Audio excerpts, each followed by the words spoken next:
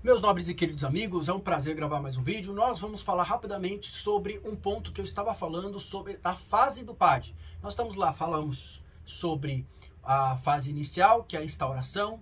Nós estamos falando sobre agora, sobre a fase de instrução, que é a questão de coleta de provas. E agora, nessa fase, nós vamos falar sobre a possibilidade de utilização de prova emprestada no processo administrativo disciplinar.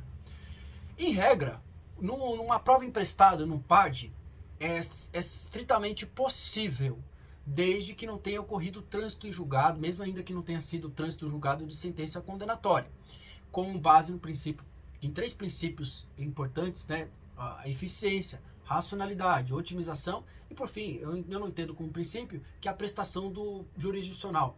Apesar que se encontra na Constituição Federal, eu entendo que não é um princípio. Isso que foi a leitura que o STJ deu, que é possível em regra. No entanto, no processo civil, nós temos o artigo 372, que estabelece que o juiz, na utilização de prova produzida em outro processo, fazendo o seu juízo de valor diante dos fatos, porém, dará oportunidade para que a parte do processo o seu devido contraditório, ou seja, o direito de se manifestar sobre as tais provas produzidas e juntadas nos autos. Vamos supor aqui, existia um processo criminal. Posteriormente, do processo criminal,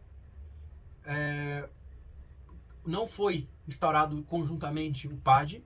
E aí o que aconteceu? O Ministério Público pegou aquelas provas colhidas no processo criminal e colocou no PAD. Ele abriu por manifestação, né, de terceiros, né? Abriu por ele não, né? Ele pediu que fosse instaurado o PAD desta forma. O que acontece agora, né? Acontece o seguinte: na hora do contraditório, não posso aplicar a prova sem a interveniência do terceiro possa dar o seu contraditório. Então, assim, seria o seguinte: ele instaurou, ele tem que já trazer todas as provas do processo anterior. Em regra é válido. Agora, quando a regra se encontra em jogo, quando o processo se encontra em andamento, não pode ser alterada, na verdade, as regras em jogo, né? As regras do jogo. Vamos supor que um jogo de futebol, se o juiz parou a bola e falou assim, agora você pode pegar a bola com a mão. É justo isso? Não é. O adversário vai lá e coloca a mão na bola, agora é permitido.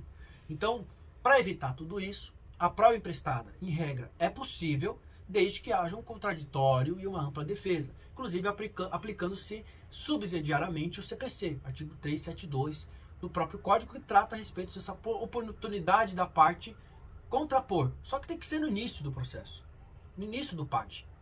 No meio do PAD, seria de tanto descabido, tem que ter o contraditório. E se tiver no meio do PAD, tem que dar oportunidade para que a outra parte do processo, o servidor público possa contestar, possa dizer, existe algo errado aqui, excelência, existe algo errado aqui.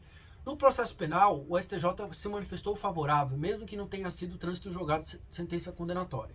Então eu faço uma leitura de uma breve emenda também, que visando restringir a atuação do Poder Judiciário, a análise dos aspectos formais do PAD, o controle judicial é amplo. Controle judicial é amplo, eu repito. Do mesmo no sentido de verificar se há motivação para o ato demissório. No caso aqui é uma demissão baseando-se no PAD aberto e do processo penal. O processo penal que foi julgado em desfavor daquela pessoa. É cabível a chamada prova emprestada? Ele diz que é cabível nessa decisão, e não há impedimento da utilização, no caso era uma interceptação telefônica, que ela foi produzida durante a ação penal. Então, no processo administrativo, ele vai seguir as suas próprias diretrizes, suas próprias regras.